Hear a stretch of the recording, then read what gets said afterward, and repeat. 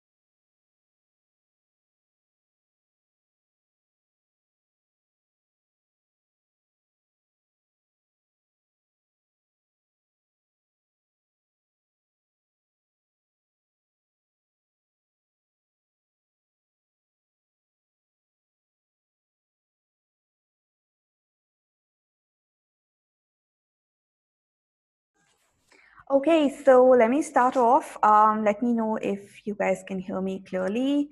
And if you have any questions during any point in the presentation, do type them in the chat window. And I'll try and take them as we go along, or probably towards the end of the session. Um, just to give you a bit of an introduction about myself, for those of you who don't know me, I'm Supriya. I'm a marketer, an author, and a coach, and my specialty is content. Basically, what I do is try and package a message and put it together so that it gets maximum attention from the listener, the viewer, the reader, whoever. And in this role of creating content for various C-suite executives and for corporate communication, etc., I worked with a lot of companies and a lot of senior leaders to get the best out of their messaging and to create compelling narratives for brands and for people. Um, and personally, I do a lot of writing myself, and I've been featured on various places. And if you'd like to know more about my work, you can always get in touch with me. There's some details on the slide that you can see here, but I'm most active on Instagram, so you can check out my profile at Jen Supriya. So today, the session that I'm taking is all about helping you create an exceptional resume, and that the whole intent of which is to get you noticed. Uh, and I've personally worked with many people, from entry level folks to mid management to business leaders and even CXOs, helping them create their resumes for the next role or the next level in their career paths. So today, from all that experience, what I'm going to do is share some points, tips, hacks that will help you put forward your story in a way that resonates with hiring manager, whoever they may be, right? And later, once we're done with the presentation, those of you who've registered for it, um, I think there are around 50 folks who registered for this. I will send over a template that you can work with. And I'll be using the email ID that you've registered with to send this template. If you want me to send it elsewhere, please type that email ID in the chat window and you will be getting a recording of this presentation, copy of the PPT, and also the template that we will be going through today, right? But before we even start, I would recommend that you keep a copy of your CV handy and probably just a pen to make notes and edits as we go along, just to keep in mind, here are some of the important edits that I need to do, right? And that will sort of keep the material fresh for you to work on later. And my recommendation is, we're on Friday, it's the weekend, so use this weekend to look at these points and edit out your resume. And if you want me to take a look at it, I'll be happy to do that as well once once you're finished with it, right? So uh, cool. Diving in, and like I said, if any questions, please type them in the chat window and we will take those as we go along. The first thing what I would want to really put across is why you need an epic resume. And now, obviously, all of us need resumes, all of us need LinkedIn profiles, but why is it that you need to make it stand out, right? And I was just looking through some of the numbers, and here's actually what research says, that 1 in 5 recruiters, and this is across the board, and especially because most of the resumes today are screened through automated systems, right? So it's a high chance that your resume will not even make it to a hiring manager, especially if you're hiring, getting in for an entry level mid management kind of a role, where it's actually a lot of applicants are also applying alongside, right? And once it does reach there, then 1 in 5 recruiters will actually reject it um, before they've even finished reading the resume, right? Because it's just of no interest to them. And over 50% of recruiters will reject a candidate if their resume is full of cliches, which honestly, trust me, I've done so many resumes for so many people today. That's, the cliches are quite a bit of a problem, right? People say things that are, I'm a high performer. I am, my problem is that I work too hard. So just sort of avoid all of those kind of things. Plus, poor grammar, spelling errors are really off-putting, right? And research says 59% of recruiters reject candidates because of that. And I'm one of those people. Especially because I've been hiring for content roles for a number of years, right? And if I see a spelling mistake or poor grammar, I sort of see that you're applying for a role of a content writer and you've not really put in effort in it at all, right? So having your resume formatted, making it look good, making sure that it's language wise, it's ship shape is also important. Plus, like some of the data point already pointed out that it needs to capture attention immediately, because most of the people spend less than a minute reviewing a resume, and sometimes it could be as less as 30 seconds, right? So they're just scanning through it to see, is there anything of value that I should really look at, right? And if you're able to do this, right, if you're able to create a professional resume, a well-written resume, something that appeals to recruiters, it could actually boost your earning potential by 7%. So you could, get actually ask for higher compensation. So that's one of the reasons why you really need to invest time in building your CV and to make it really, really epic. But there's another thing, right? A CV alone doesn't get you a job. That's what an interview does.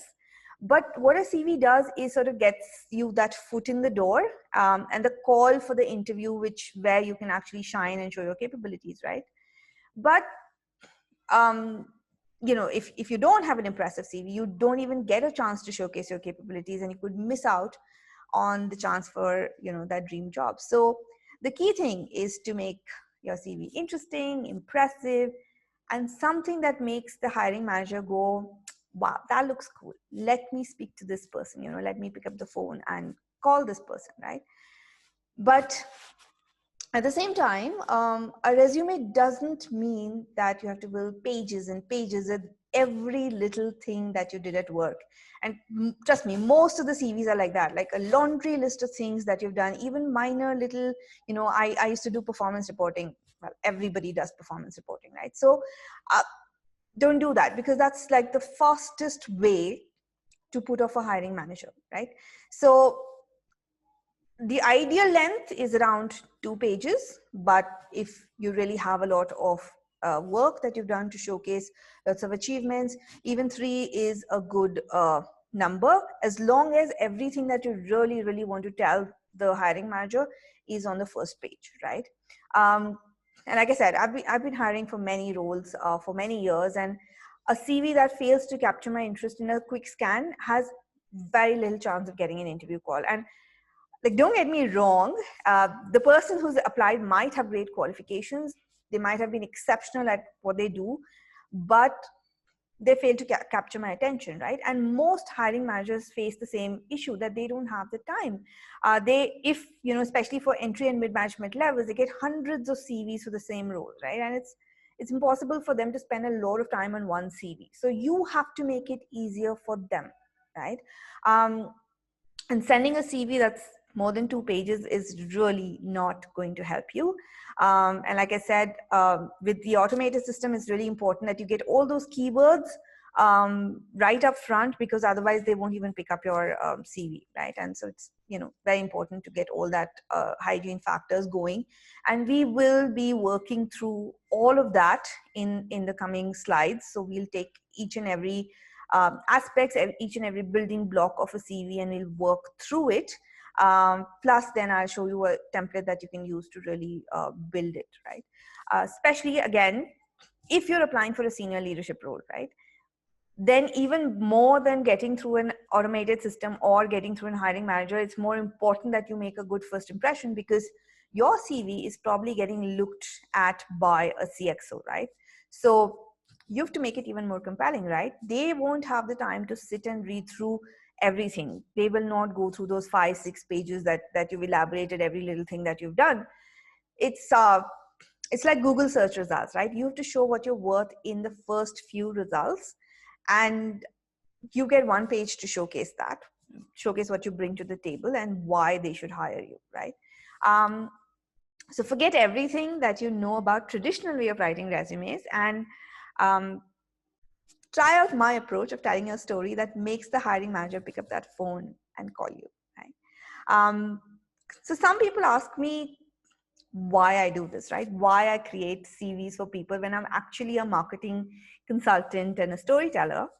And the fact is that a resume is also a story and a marketing tool for an individual, right? And if you agree that a resume is about telling your story, your professional story, then do type in the comments. Yes would be nice here. So for me, a resume is like an ad copy, and the target audience being, the hiring manager, and the call to action being call me for an interview, right? And a strong resume becomes even more essential, especially if you're a freelancer, because you'll only be hired for your skills and for nothing else, right? So when you send a CV for a job vacancy, no matter what position you're applying for, you're sharing your story with the company. You're telling them how your experience has shaped you into this valuable resource, right? And just like a well-crafted story, you need to have a plot. And so today what we're doing is building that plot. And in the next few slides, you'll see some questions. Of course, like I said, I will be sharing them with you later. These questions are the ones you need to answer before you actually get to building a CV, right? So the first question, and I hope all of you can see it clearly, is to ask yourself, if you were a product or service, what would your selling proposition be, right? What would your tagline be? And if you already know this, if you already have some thoughts around it, happy to see them in the chat here. Drop in some notes to see what is your value proposition, right? And this is actually the first step. So you can think through it, you can write it down as and when we get along in the webinar. But this first step, this thing which you're doing when you're visualizing yourself as a product or service and thinking about your tagline, what you're doing is identifying your value proposition, right? What is it that you bring to the table? Why should someone actually hire you? And for this section, I would ask you that you look beyond your technical capabilities to actual business outcomes you can help deliver, right? Of course, if you're fresher, there may be fewer business outcomes and more technical capabilities. But as you grow in experience, as you get those move through those roles, you need to showcase more and more business outcomes that you can deliver. And these could be revenue growth, these could be customer satisfaction, maybe you could help the company write better code, maybe you could help them secure their premises, anything in your line of work. And then of course this is industry specific, right? This is specific to the work that you do, but the idea is to take some time out to define this, right? So for example, for me, the value proposition or the tagline will be that I'm a detail-oriented marketer with almost 14 years experience in immersive digital storytelling for global brands, right? So it tells people a lot of things about myself in that one line, right? And this is right up front. And when we get to the template, you'll see how we will showcase that right in the front. So anybody who's reading the CV knows what is it that you bring to the table immediately, right? So the first step is, of course, to answer this question, and Saurabh says helping companies transform digitally and driving business outcomes, right? So that's awesome. What you could also do is work through this a little bit more over the weekend and figure out what those outcomes are, right? So for example, for me, it's immersive digital storytelling. That's my outcome. So building those, tagging those on, and creating a nice crisp value proposition for yourself will, again, like I said, help your CV stand out. So the next step, once you've done it, is to answer the second question, which is listing down all the skills that you have that enable you to deliver on this value proposition, right? So we don't want to make empty claims, right? If you said that I deliver immersive digital storytelling, then what are the skills that allow me to do this, right? So this step is, it's okay to use keywords and buzzwords in this step, right? And this is where the ATS is going to pick up those keywords. But just make sure that you're not creating a monster list of useless jargon. Think hard about what are your core capabilities? What would people recommend you for, right? And how do these capabilities align with the job you've applied for, right? So if you're applying, let's say, to become a facilitator in a company, saying that maybe I know how to create interesting presentations is probably something that works in that context, right? But saying that I know I've been certified in some cybersecurity thing is irrelevant, right? So You might know a lot of things, but you have to customize your CV. And I'm not saying the whole thing, but you have to make custom tweaks to your CV with every application. And when I was not doing my own business and when I was working in the corporate space, I did that, because I have two profiles that I work with, right? I'm a marketer and I'm a trainer. So what happens is when I used to send my CV for marketing, I would highlight how I've been creating brand stories. But when I would apply for training positions, I would say that how many hours of facilitation I have under my belt and how, what's my credentials around communication. So those kind of custom tweaks are required. So it'll be good for you to create a list of skills and then plug them into whoever you're sending the CV to, right? So some examples of skills are design thinking, social media marketing, uh, project management, business intelligence, data analytics, customer service, relationship management, and so on and so forth, right? And yes, I will be showing a sample template with how you plug into these questions and these answers into a template. So I will definitely be showing that in a little bit once we're done with uh, actually answering these questions and figuring out how you're building the plot, right? So like I said, it's a story, and right now we're building the plot. We're getting the characters in, we're getting the essentials in, we're getting what is it that you want to communicate to these people, right? So when you distill down the value proposition and when you figured out the skills that help you deliver this value proposition, the next step is to actually think of how you use these skills to deliver on what the company wants, right? And my way of writing a CV is to not look back at what you've done, but to look forward at what the company would want, right? You could be great at doing a lot of things, but you really have to focus on what could this company want from me, right? And that's where again a little bit of customization comes in, right? So and that's where you have to define the outcomes that the companies want. And it could be something that's usable across the board if you're applying to the same industry or same types of companies. um, but it's important to think of what are the business problems you're solving for that particular industry, right? So and I'll give you an example. um, let's say if your key skill is relationship building, right? You've said that you do that, right? So perhaps how you use that skill and how you demonstrate the outcome is you can help the employer boost sales by strengthening their customer connects, or maybe if your key skill is customer service, right, you can help improve the customer satisfaction score for them and ensure customer loyalty, right? So you're basically saying here are the outcomes I can deliver for you, and this is again a list that you need to build. And like I said, the outcome is sort of dependent on the industry that you're in and the skills that you specifically possess, right? So this and which is why I'm saying that take the weekend to work through this, because answering these questions are going to take some time. And if you're making notes on your CV right now, some of this could already be there, right? But it's a matter of digging that out and bringing that right up in front. Okay. And we will see that in the template as we go forward. So the next point is, of course, um, what are your areas of strength? Now, these are sort of similar to skills, but and it could be confusing, right? So if it's confusing, let me know, and I'll probably elaborate a little bit more on that. But the key difference between skills and areas of strengths is that you let some of your interests show through, right? When you're writing an area of strength. So, for example, skills are maybe just a word or two, like I said, social media, brand management, stuff like that, right? And they reflect the keywords or the industry jargon that you would want to put there for a quick scan. Strength areas, on the other hand, are one line statements that also reflect a little bit of who you are, right? So some examples of strength areas would be, let's say one of your skill is brand management, right?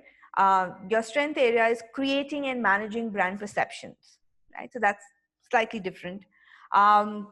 Or for example, if your key skill is communication or people management, then the strength area could be leading and managing large teams and vendor networks, right? Or a strength area could be proven expertise in running PLM. Another strength area could be, that you're very excited about bringing in new business, right? So aligned to your relationship management kind of skills. So um, do you sort of see now how we're building a storyboard for the resume? Like, because after all these, when you put all these things together, all you really have to do is sort of assemble it, right? Um, so the next question is about proof points, right? Okay, there's a question from Priyanka. Would simplification or streamlining of processes be a skill or a strength area? I think that would be a strength area, right? Process management could be a skill, or process redesign could be a skill. But when you say that I'm an expert in simplifying and streamlining processes, then it becomes a strength area, right? So the final step is in this whole storyboarding is to collect proof points. And this is where you say, because it could be very easy to say, you have so and so skills, but where is the demonstrable value, right? And for me, and in all the leadership CVs that I've built, I've seen that a resume is very weak without hard hitting proof points, right? And these are the areas where you usually write in your key achievement section, but because of the way the resume is structured, all of this gets missed out, right? So in the template, we will put it in a way that it's very, very, in your face kind of thing, and cannot be missed out, and very connected story is built, right? But spend some time writing down what you've done before, right? And I don't want you to list all your fancy titles and different companies that you've worked with. Honestly, where you worked is very, you know it's not so important in writing a CV. I would rather just put it as a timeline somewhere at the bottom, right? What is important is to sort of show at a granular level of what you've done, right? No matter which company you were with. Because it doesn't matter that, hey, I was working at this large IT company and that's where I did this. The large IT company is not important. What the result that you delivered for them is important, right? So that's where you have to sort of build high impact numbers wherever possible, right? So an example of a outcome or a proof point could be when you said that you're a great sales leader, you can say, I used my unique sales approach to add $50 million in revenues in just 1 year. And that's a proof point that says that, yes, I'm good at sales because I've done this, right? Um, Another example could be, you know, um, let's say that you're great again at business building or leading big teams. So you can say, or you're great at data analytics, right? So you could possibly say something like that, I leverage customer insights to influence buying behavior, to boost sales, to offer new product development for so and so company. So those kind of things where you showcase how you've done this in the past is what your proof point is all about. And then you can make it even better by adding testimonials, awards, certifications. Testimonials are really important, especially because what we are going to do in the resume can actually go very well on your LinkedIn profile also. And today LinkedIn is exceptionally important too, because people will see your CV, if they want to know more, they will definitely go and check out your LinkedIn profile, right? So testimonials are important. Figure out, think through, do you have anyone who can vouch for your work? Do you have ready testimonials, or from past managers, mentors, co-workers, clients, peers, whoever, right? And if not, can you reach out to someone who can put in a good word for you? So all that uh, sort of adds value to your CV. And this whole testimonial and proof point is even more important if you're a freelancer, right? Or if you're an independent consultant, because that's what people look for, right? And this is the section where this is the question where you really have to list down any awards that you've won or any recognition that you've received for your work, right? So were you the best people manager 3 years in a row? Were you awarded for the best sales person of the year or something like that? Just list down all of those right here, right? So this effectively is the prep, right? And I will send you this presentation so you can look through these questions and do the prep in your own time. But now you can actually start building the world-class resume that's going to make you look good and get you places. So I'm going to show you a template for that. Just give me a minute.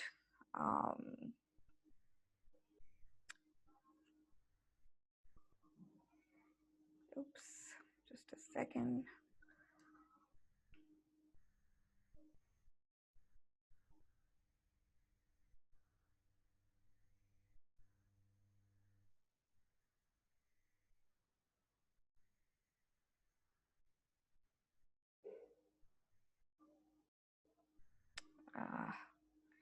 I don't know why it's not showing me this. 1 second, I'll try again.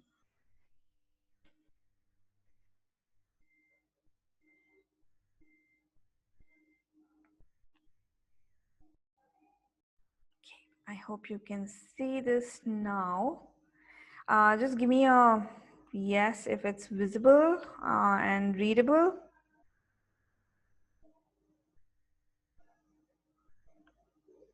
Okay, awesome. Great. So like I'll just scroll through the template and show you how it's like all fitting in. So as you can see now, building the CV is pretty much going to be a fill in the blank from the previous exercise. And it's fairly straightforward. You add your name, you add the one-line description that you had created earlier, the tagline that we have created in the first section. And you add your contact details, so where they can get in touch. You also have to add a professional looking picture because that's very important. When you add a face to the name, that really works, right? It humanizes your CV immediately and it helps the hiring manager see you as a person and not just, a document. So get a nice photo done and include it in this template. And then you move down, so you can see here, this is the list of your skills and your areas of strength, right? I hope you can see where I'm pointing. And when you have the skills, if you're able to sort of make a competency level or proficiency level on those skills, you could also represent it nicely and visually. And that just gives a visual element to the skill also. If you would rather not do it, that's also fine. Just a list of skills is great to add here. And just add a bulleted list of areas of strength. This is, just sort of putting it out there right in front. Here's what I'm good at, right? Here's who I am, and this is what I'm good at. And because I'm good at this, what can I deliver to you is the proven track record section, right? This is where we outline all the outcomes that you had identified, right? You had written down the business outcomes that you deliver for are possibly be able to deliver for the company, right? So for example, if the business outcome is business growth, then you had also created a list of proof points, right? That this is how I would be able to do this, right? So I would represent it like this, a table where I say, I can enable business growth for you. How? Because I've already scaled the design UX UI business of ABC Enterprise to 50 million with a team size of 400, right? I can drive analytics insights for you because I've already leveraged customer insights to influence buying behavior, boosting sales, and offering new product development for XYZ group, right? And you can have maybe 4 or 5 of these business outcomes, not more than that. 3 or 4 is an ideal number, but maybe you could go up to 5, and that would take up most of your first page, right? So this point basically shows us why you're good for this role, and it shows that by definite examples. Then if you move down a little bit more, you have a little section on what are some of the industry technology areas or other experience of brand names that you worked with. This section is especially important for freelancers because you can showcase your client list here, but otherwise as well, if you've moved across industries, it's good to, or if you have experience in multiple technologies, this is like a nice, again, a visual break to really show, okay, I worked with FMCG, automotive, financial services, or I worked with so many clients. And that sort of helps people get an idea of what kind of industry, tech, or other kind of experience that you might have. So this is basically to also showcase the domain knowledge, right? That I know all of these domains and so on and so forth. Now, this section, which we didn't cover in the questions, but is a derivative of what we talked about, is what can I do for you, right? And you can see this in a tabular format, but that's just for your reference to see that, these are different sections. We will come to the design of a CV a little later, but this is just so that, you can put the text in place, right? Now, this section, which is about the highlight of what you can do for the company, it's a derivative of your key competencies, right? And it's an optional section. If you feel it's a repeat of the section that you've done previously, or what you've already covered in the proven track record, fine, you don't need to do it. But this adds a nice little personal touch to it. It sort of shows the person who's reading the CV that you've done your homework, right? That you've looked at their company, that you've looked at the requirement of this role, and then mapped it with your competencies to say, hey, here's what I can come on board and deliver, right? So this section, what can I do for you, is about listing specific things that you can do for the company and the potential impact that you can create for them, right? So for example, and this I was doing a CV for somebody who was a digital leader, and they had an end-to-end experience in delivering, in everything digital. So this is what we finally crafted as their offering to the company, and that very simply said that I can build digital, sell digital, and deliver digital because I have experience in the tech, I have experience in the sales side, and also in the delivery side, right? And then a nicely crafted line which says, I can build a strong digital team, I can drive revenues by enabling sales and also influencing customers, and sort of take end-to-end ownership for delivery. So this is also a segment that is unique to you, unique to the company that you're applying for, and would require a little bit thought and a little bit homework at your end if you really want to make an impression, right? So the first page is all about what you can do for them. If you see, it's very different from traditional CVs where the first page, we just sort of start drilling down. We'll give a little bit of a profile information, what are my key skills, everything, and then we just get to, I was from in this company from this time to this time, so many years of experience. These were my key responsibilities. These were some of the things that I did. And this is a very stark difference from that approach, right?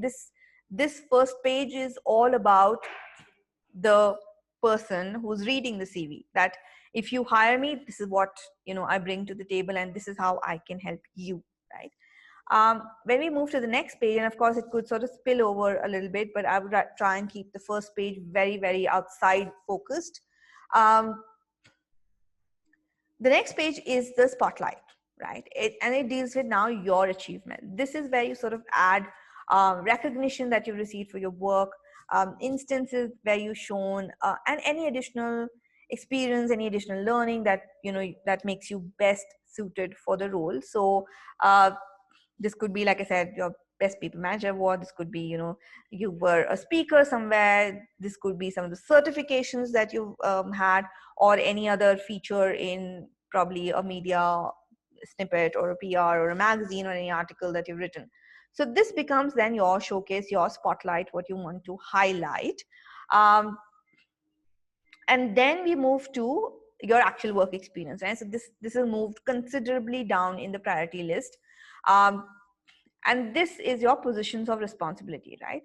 I would recommend make it a bulleted list. Just highlight your designation, your company, and the duration of work.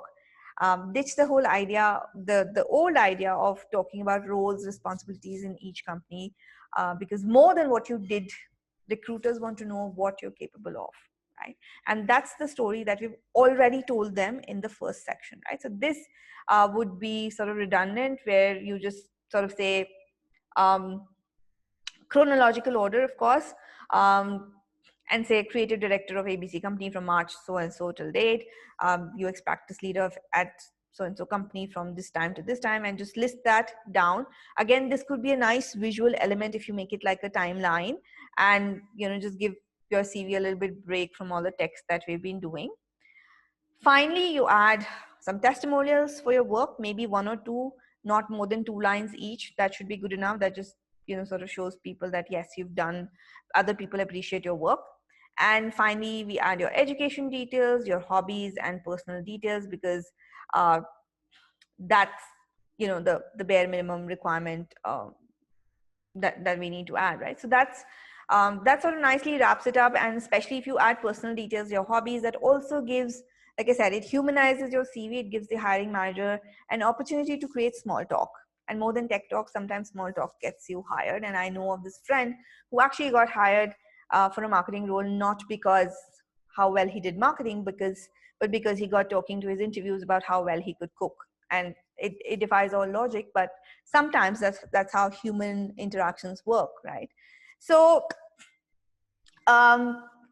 if you are a senior leader, then in this, and this is a general template that I've given you, right? If you're a senior leader, it might also be good to add like a small description of yourself as a person, like how you would in a LinkedIn introduction, just like a paragraph kind of a text on the first page that becomes your profile summary. So that's just a good introduction to yourself. That's like your 30-second elevator pitch that you need to give.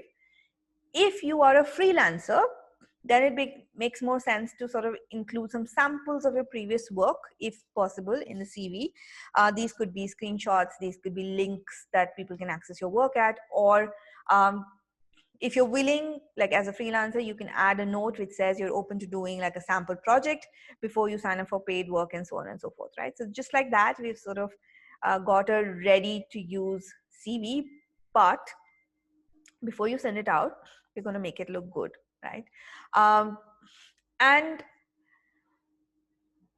honestly, like I said, a good looking CV is important. And if you're not, you don't have to be a designer to do this, right? You just have to be detail oriented, right? Nowadays, there are lots of tools. You could use Canva, which is free. You could use Adobe Spark Post, which is free and very, very convenient to use, to really create your CVs in interesting templates. Make it, make it aesthetic, but don't make it too creative, right? Because an eye-catching resume, like I said, you might be thinking, is that important? Why do I have to do it? It may not be a game changer, honestly, but it could give you those additional eyeballs, right?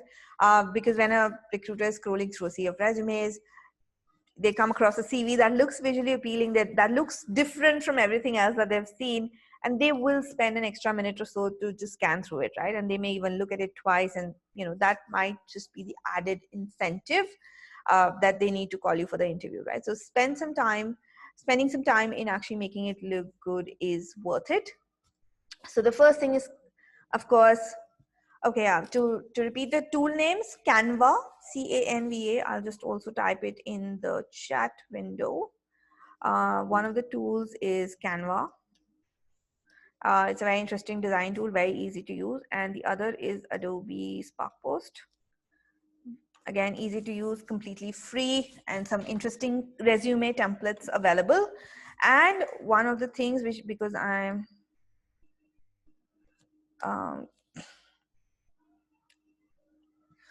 okay, so there's a question from Priyanka. What are the acceptable file types for a CV, Word, PDF, or JPEG? I think PDF is the best acceptable, the best format to send out your CV in. But if you like, you can also send a Word document. JPEGs are not like so much because sometimes it will get corrupted and then you've lost all that hard work that you put in. So PDFs, I think most of people are more comfortable with as well. My thoughts about video CV. I think that's an interesting add-on, definitely. It again depends on how you're applying, which platform you're applying through, because some, if you're applying through a job portal or if you're applying through a company's website, they might not accept it. But if you're applying in person, definitely do a video CV. I would also, the other thing is you could probably send in a PDF and put in a link to a video CV. I personally prefer this because I would see a person talking about themselves and I get a lot more information out of it because I get the visual cues, I can see the body language, I can, see the diction, how you talk, what your thoughts are. So that, of course, definitely makes a lot more sense. But not everybody is open to accepting them. So you really have to look at what's working and what's not. Plus, I think one of the things in video CVs, if you're making them, you have to keep in mind not to make it too snazzy, right? You have to keep it professional. I know there are lots of video tools, and if you want like Vimeo, I think you can make an interesting CV. InShot, you can make an interesting CV, but heck, you can even record it on your phone and just sort of, edit it out a little bit.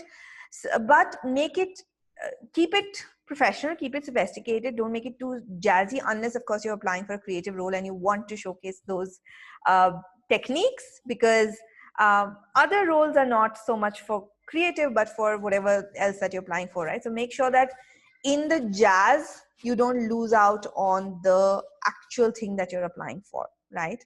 Uh, for a person with under 2 years experience, is it preferable to prepare CV in one page itself, or it can go up to 2 pages? I think most likely you will end up with a one-page CV, but if it goes up to 2, that's fine, right?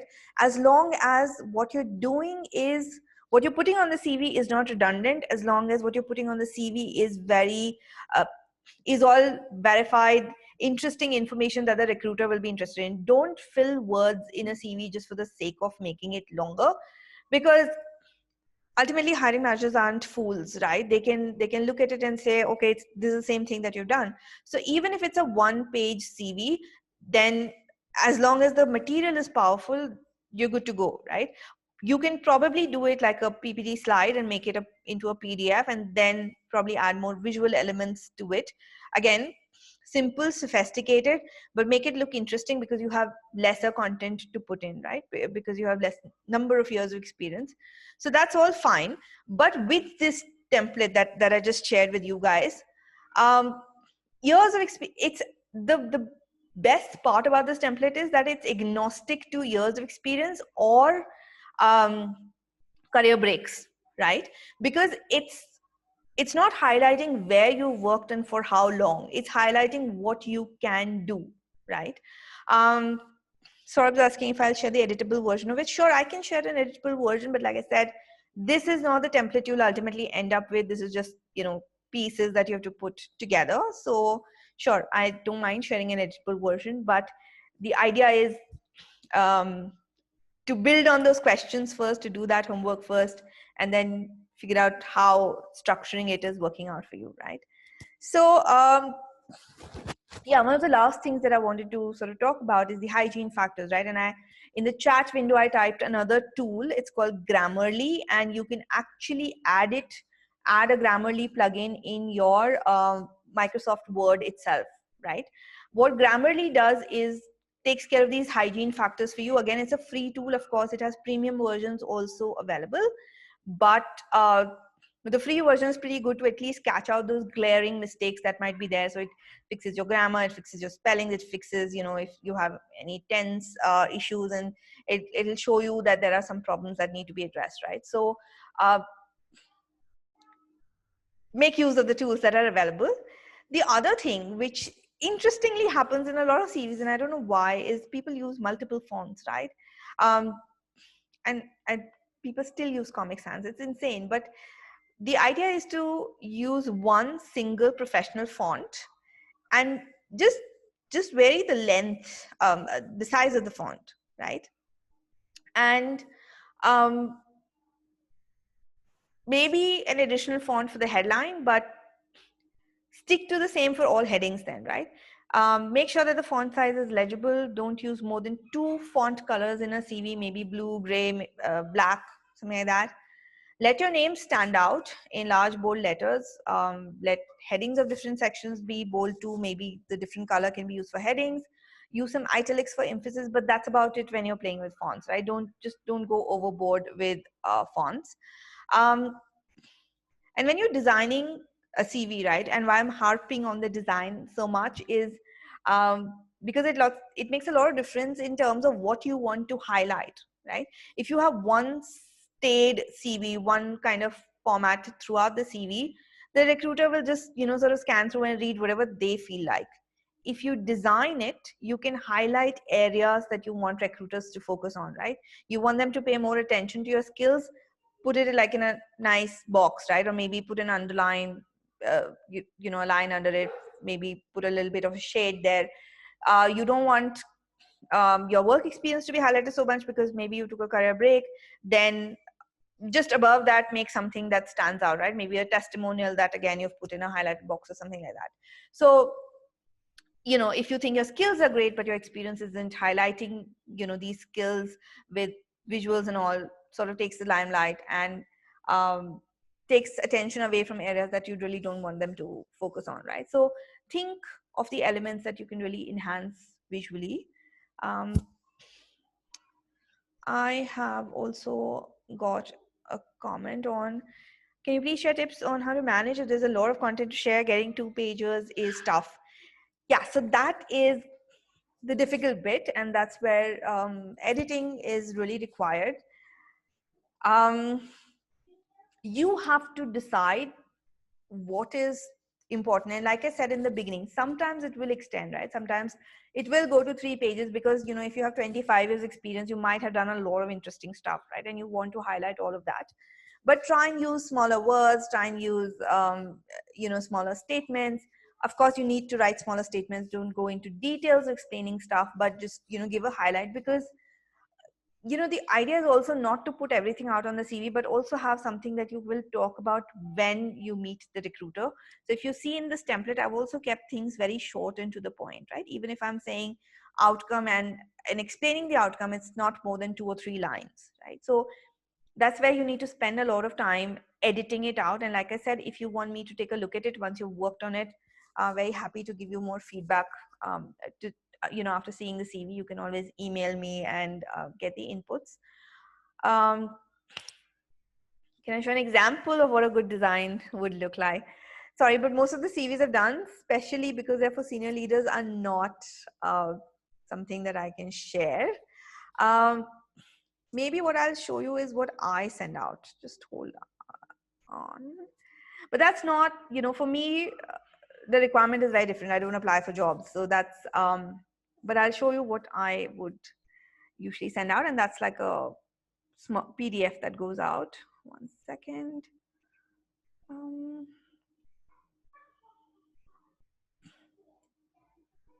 And you sort of saw it in the beginning a little bit, but can you see my screen now? Like another PDF. Okay. So it follows the same format to an extent, where I sort of, talk about who I am, where I've been featured, what are the salient points that I bring in. Then it sort of shows my experience at a glance, where I've been published, what I've done, how many years of experience, how many customers I've dealt with, how many times I've been published, and like I said, a timeline of places that I had worked in. Then examples of the work that I've done. So how I have, sort of worked with different companies to deliver specific outcomes, and the testimonials of what people think about my work, and plus some of the work that I've done, so some samples of my work which is available for people to look at, and a quote that resonates with me, right? So I've sort of made it very personal, and that is what I send out, right? And as you can see, it's very different from traditional CV formats, because and that's why people sort of sit up and take notice. Thanks, Saurav. Okay, so yeah, going back to the design bit, and I'm sorry if I'm flipping back and forth because I'm trying to answer questions as we move forward.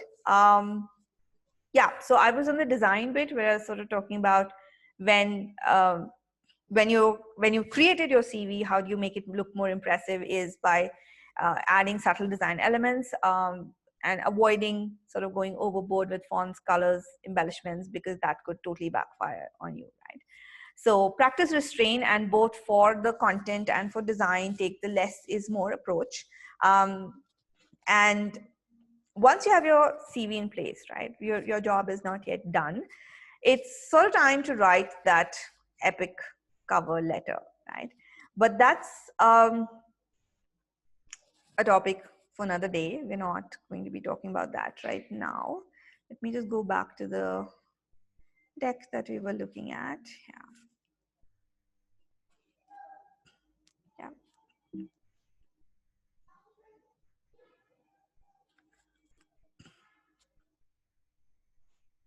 Okay, so there's another question, and which is about Do recruiters consider PPT slide type of format of CV?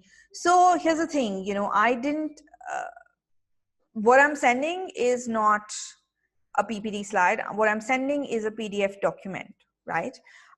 It's just designed in a PPT slide format. And it again depends on who you are sending it to. Most of the companies, and most of it, if you're applying for a normal routine kind of a role, I would say just stick to that A4 letter, US letter size format, and just enhance that a little bit. But if you're looking at, how would I say, interesting creative roles, right? If you're looking at agencies, working with agencies, if your job demands creativity, then you can use these kind of formats. Or if you're an independent business owner, right? So for example, I run my own business and all I'm doing, sending this to clients, is showcasing what I can do for them. So I have that flexibility and freedom to do that. But yeah, that's where you have to sort of use your judgment in terms of that. Cool. So yeah, coming to the cover letter, what we're going to do for the cover letter is, and that is personal to every CV that you're sending. And of course, most of the companies would require you to update that cover letter, you know, in their systems, or you could just email that out. Let me just dig out a template for this. 1 second.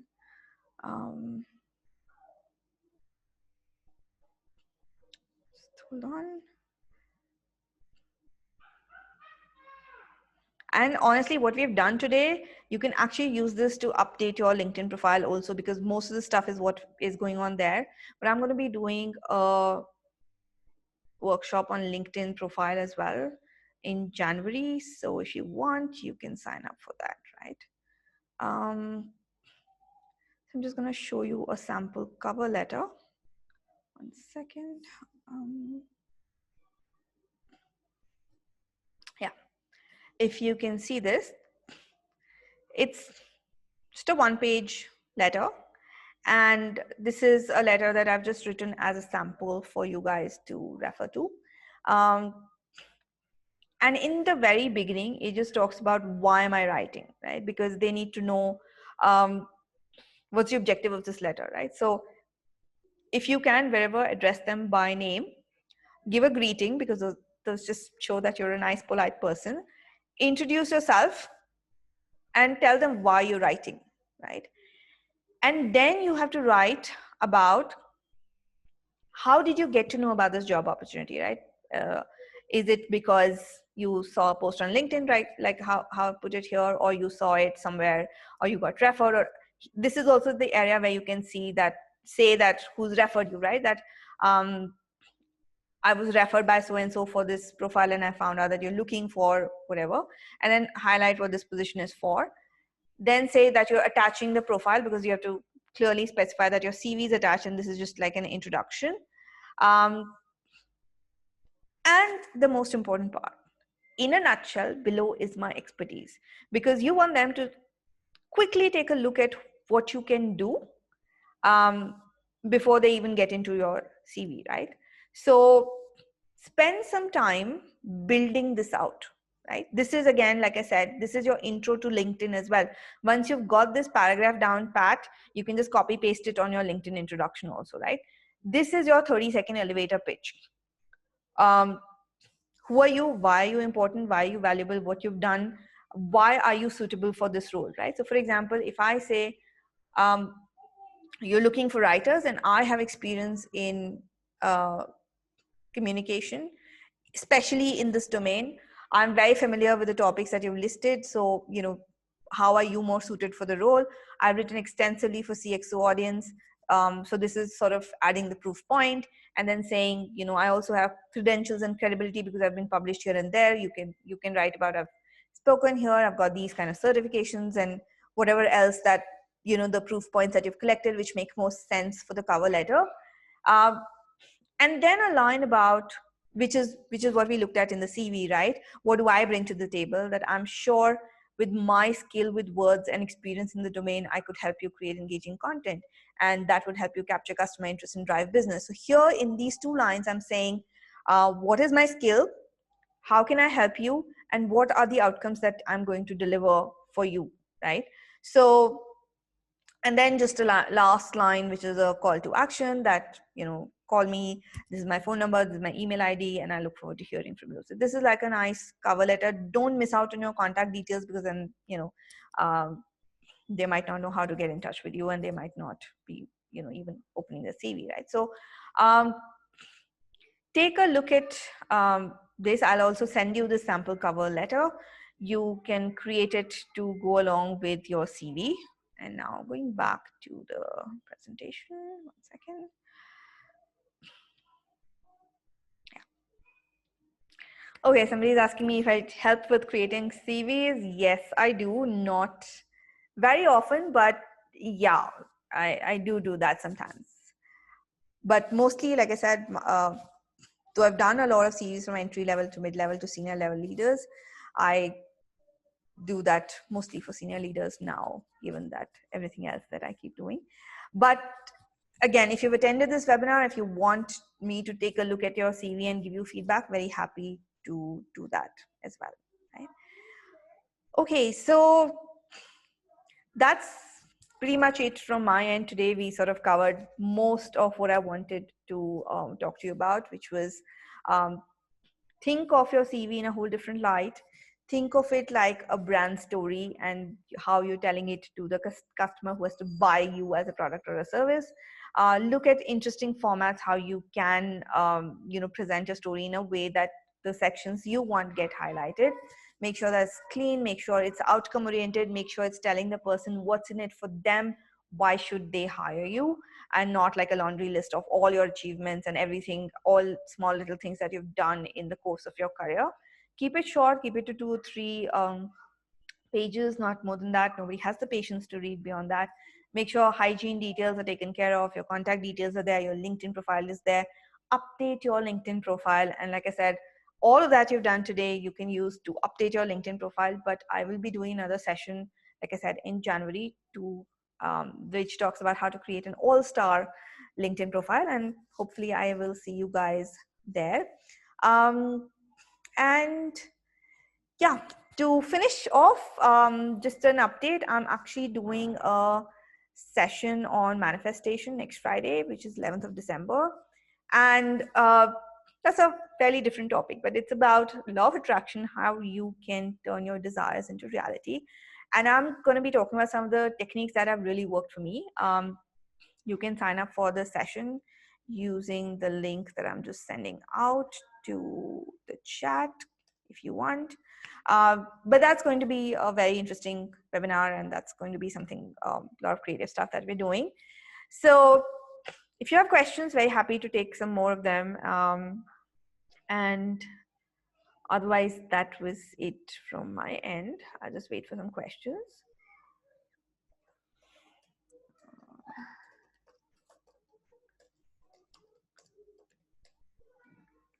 Okay, so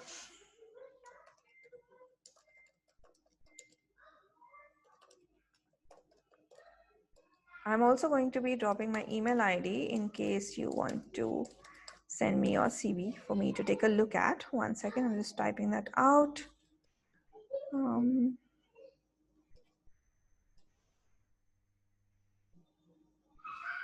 Okay, though you must have got emails from me. I have one more question, which is, thank you.